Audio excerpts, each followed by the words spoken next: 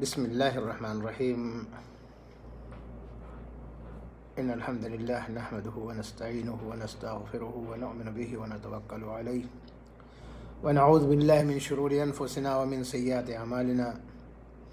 من يهده الله فلا مضل له ومن يضلل فلا هادي له. وأشهد أن لا إله إلا الله وأشهد أن محمدا عبده ورسوله. أما بعد، مشاہدین کرام و دینی و اسلامی بھائیوں، غزوہ بدر کے تعلق سے ہمارا درس چل رہا ہے. آج کے اس درس میں کچھ ایسی باتیں میں آپ حضرات کے گوش گزار کرنے کی کوشش کروں گا جو یقیناً ہمارے اندر حماس اور ہمارے اندر بہادری کا ایک جذبہ پیدا کرے گی. آپ کو معلوم ہے کہ غزوہ بدر اسلام کا سب سے پہلا معرکہ ہے جو مشرکین مکہ اور مسلمانوں کے درمیان پیش آیا، اور بہت سارے مواقف ایسے اس غزوات کے اندر پیش آئے کہ یقیناً مسلمانوں کے اندر اس کے جاننے کے بعد ایک جوش اور جذبہ پیدا ہو جاتا ہے کہ کاش کہ ہمارے اندر بھی وہ چیزیں ہوں اور ہم بھی فدائیان اسلام کی طرح اپنے آپ کو اسلام کے حوالے کر دیں. اور جب تک کہ ہم اور آپ اس طریقے سے اسلام پر فدا نہیں ہوں گے، کامیابی سے سرفراز نہیں ہو سکتے. میرے دینی و اسلامی بھائیوں، آئیے میں ایک ایسے بہادر اور جری بچے کا قصہ واقعہ جو اس غزوہ بدر کے اندر پیش آیا تھا میں بتانے کی کوشش کروں گا کہ نبی کریم صلی اللہ علیہ وسلم نے جب اعلان کیا تو مسلمانوں کی تعداد کوئی زیادہ نہیں تھی، اور آپ کو معلوم ہونا چاہیے کہ اس غزوے کے اندر جہاں مشرکین مکہ کے بڑے ہی جید اور جگادری اور پہلوان شہید ہوئے، وہیں پر صرف مسلمانوں کی طرف سے اللہ کے فضل و کرم سے 14 صحابی شہید ہوئے، جبکہ مشرکین مکہ کے بڑے بڑے سرداران جو اپنے وقت کے بڑے ہی جید بہادر مانے جاتے تھے تہہ تیغ ہوئے اور اپنے انجام کو پہنچے. عزیز دوستو، مسلمانوں کی طرف سے جو شہید ہوئے تھے لوگ، جو صحابہ کرام شہید ہوئے تھے، ان میں سے ایک نام حضرت عمیر بن ابی سعد کا آتا ہے. حضرت عمیر بن ابی وقاص یہ حضرت سعد بن وقاص کے بھائی تھے. یہ عمیر بن ابی وقاص جب وہ آتے ہیں تو نبی کریم صلی اللہ علیہ وسلم کے سامنے ان کے روبرو نہیں آتے، ادھر ادھر چھپے پھرتے ہیں. ان سے پوچھا جاتا ہے کہ آخر آپ کیوں نبی کریم صلی اللہ علیہ وسلم سے اپنی شکل و شباہت چھپائے پھرتے ہیں، کیا وجہ ہے؟ جبکہ آپ جنگ میں جانے کے لیے تیار ہیں۔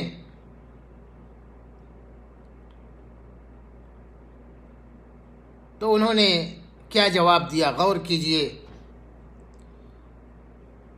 انہوں نے کہا کہ میری عمر بڑی چھوٹی ہے، میں بہت ہی چھوٹی عمر کا ہوں۔ نبی کریم صلی اللہ علیہ وسلم نے اگر مجھے دیکھ لیا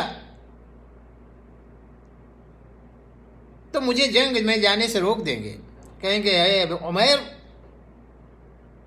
تم ابھی بہت چھوٹے ہو۔ لیکن نہیں، ان کے اندر ایمانی جذبہ تھا، ایمانی قوت تھی، ایمان کی طاقت تھی، اور وہ اسلام پر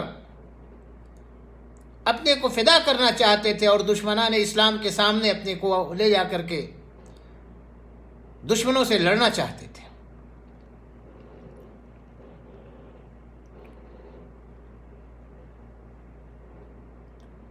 اور ایسے ہی ہوا بھی، ان کے بھائی نے جب انہیں دیکھا، حضرت سعد بن وقاص نے،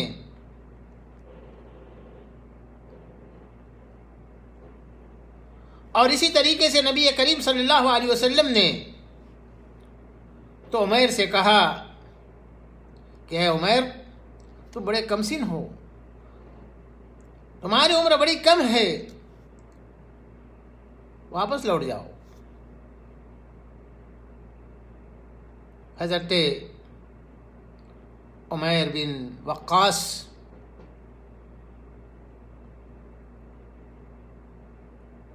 نبی کریم صلی اللہ علیہ وسلم کی بات سننے کے بعد اپنی جرأت اور بہادری کا مظاہرہ کرتے ہوئے جنگ میں جانے کے لیے تیار کھڑے ہیں۔ اللہ کے رسول نے انہیں اجازت دے دی۔ غور کیجئے دوستو، انہیں معلوم ہے کہ یہ جنگ مارو یا مرو،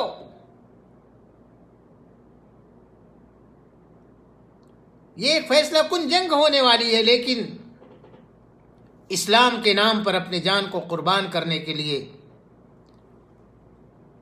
حضرت عمر بن وقاص دیگر صحابوں کی طرح تیار ہیں اور جنگ میں جاتے ہیں اور لڑتے ہیں۔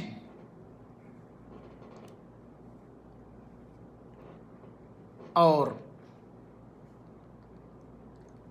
اللہ کی مصلحت دیکھیے کہ جنگ میں لڑتے لڑتے ان کا سامنا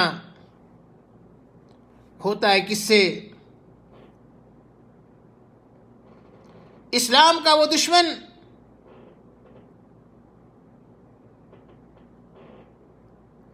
عمرو ابن عبدود سے،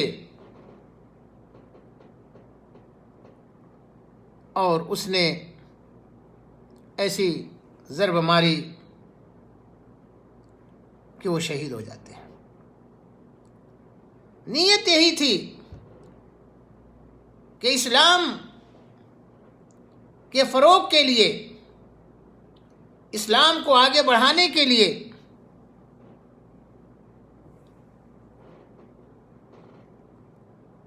اپنی جان کو بھی قربان کرنے کے لیے کوئی دریغ نہیں کرتے تھے۔ 14 سال کی عمر تھی اور جنگ میں گئے اور شہید ہو جاتے ہیں۔ عزیز دوستو، یہ اتنی معرکۃ العالی جنگ تھی جس میں مشرکین مکہ کے بڑے بڑے سردار شرکت کیے ہوئے تھے۔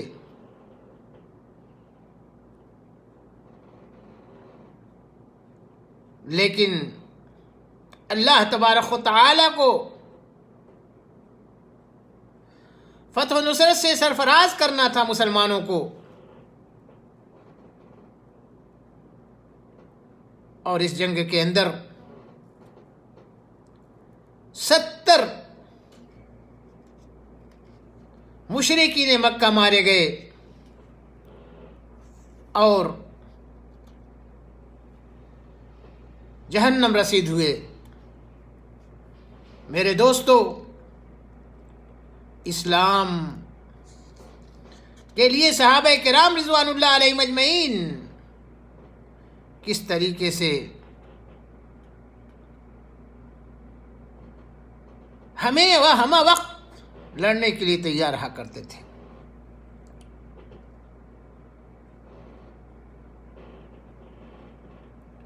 جبکہ ایسا نہیں کہ مسلمانوں کی طرف سے کوئی شہید نہیں ہوا، مسلمانوں کی طرف سے بھی 14 اشخاص شہید ہوئے اور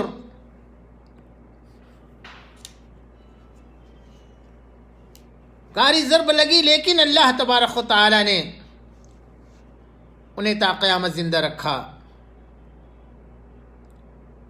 اس لیے کہ شہیدوں کے بارے میں فرمایا لا تقولوا لمن يقتل فی سبیل اللہ اموات۔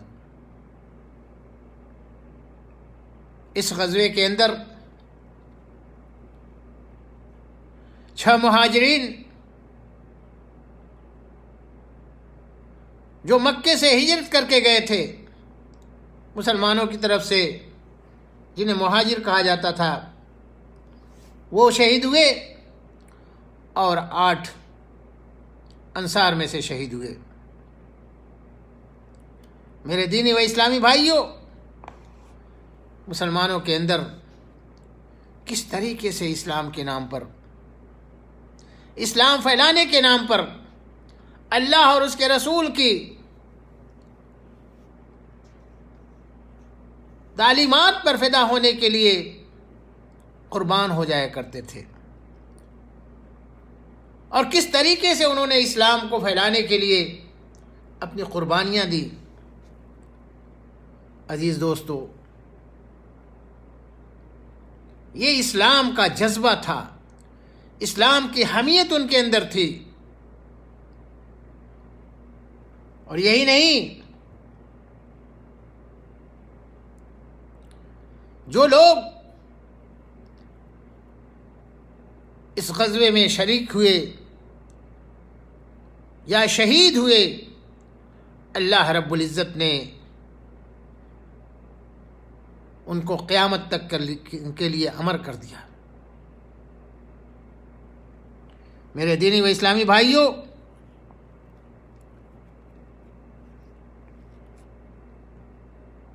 یہ غزوہ اسلام اور کفر کے مابین پہلا غزوہ تھا، لیکن صحابہ کرام رضوان اللہ علیہم اجمعین تن من دھن سب کچھ نچھاور کرنے کے لیے تیار تھے، اور نچھاور کیا بھی۔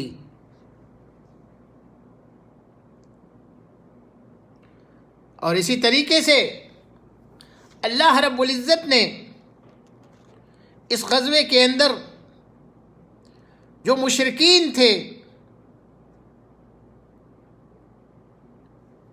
مسلمانوں کی بنسبت 5 گنا زیادہ جو ہے مشرکین مکہ مارے گئے۔ یہ تو 14 تھے جو شہید ہوئے اللہ کے راستے میں، لیکن جو کفر و شرک اور دعوت اسلام کے عادی تھے، دشمن تھے، 1 نہیں 2 نہیں 14 نہیں، 14 × 70 اس کے 5 گنا جو ہے مارے گئے۔ اور اس طریقے سے اس غزوے میں بڑے بڑے سردار کو تہہ تیگ کیا گیا اور کیفر کردار تک انہیں پہنچایا گیا، جن میں سے عتبہ بن ربیعہ جو ابو سفیان کا سسر تھا،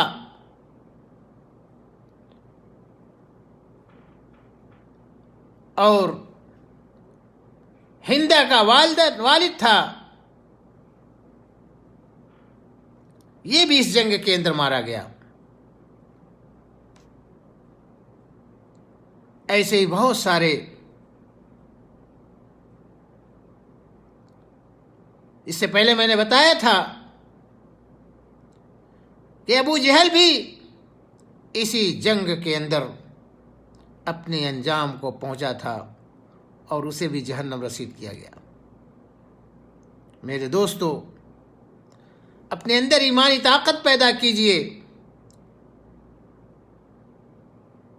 ایمان کے جذبے کو اپنے اندر سموئیے،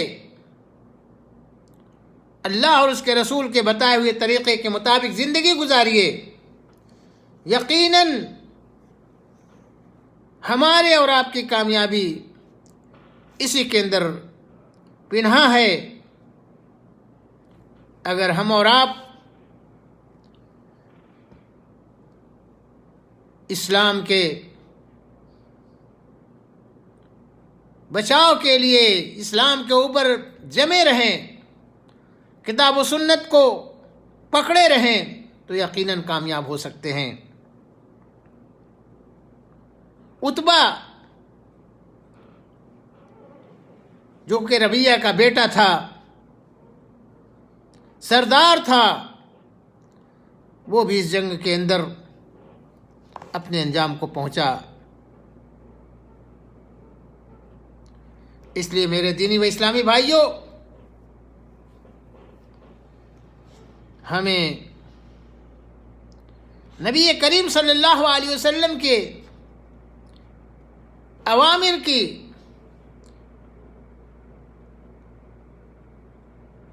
پاسداری اور اس پر ہمیں عمل کرنے کی ضرورت ہے۔ ہم یقیناً کامیاب رہیں گے ہر مرحلے کے اندر، اور اپنے اندر ایمانی حمیت پیدا کریں، ایمانی جذبہ پیدا کریں۔ یقین جانیے دوستو، ہم کامیاب ہو جائیں گے۔ لیکن آج ہماری ہی حالت بد سے بدتر ہوتی چلی جا رہی ہے۔ ہم خود اسلام سے دور ہوتے چلے جا رہے ہیں، غیروں کے نقش قدم پر چلتے ہیں جو اسلام کے اعداء اور دشمن ہیں۔ اس لیے دینی و اسلامی بھائیوں، ہمیں ضرورت اس بات کی ہے کہ ہم نبی کریم صلی اللہ علیہ وسلم کی لائی ہوئی شریعت اس پر عمل کریں، ہر امور کے اندر ہم اس پر چلیں، ہم یقیناً کامیاب ہو جائیں گے۔